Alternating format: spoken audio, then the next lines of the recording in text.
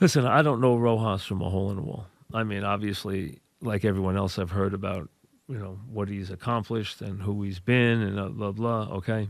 And this isn't really about him. It's about what the Mets have thrust him into.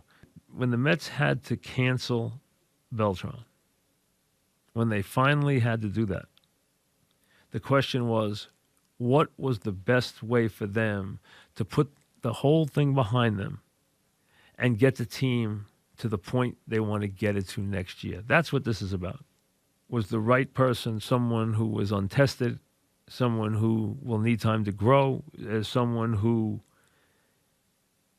will have to deal with a lot of things not of his making? And I think all those things will be unfairly on the shoulders of a young manager who didn't ask for any of that. Does that mean he's not up to the task? Of course not. But if you're asking me, do I think this is the best way they could have gone? The answer is no. Now, remember, it was the only way they were going to go. Because this is still Brody's team. And as long as it's Brody's team, he is going to want a manager who plays a secondary role.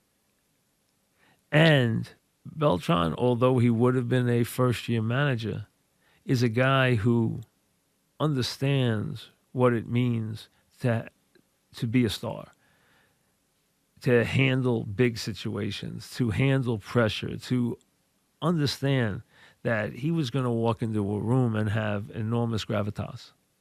So here's a son of the very classy Felipe Alou, as I told you. This is not in any way in any way a statement about his abilities. Because you know what? This is the same all the time. When you hire someone who has not been a manager, who does not have a managerial portfolio, or does not have a head coaching portfolio, it is a crapshoot. We've been through this a million times. We know that.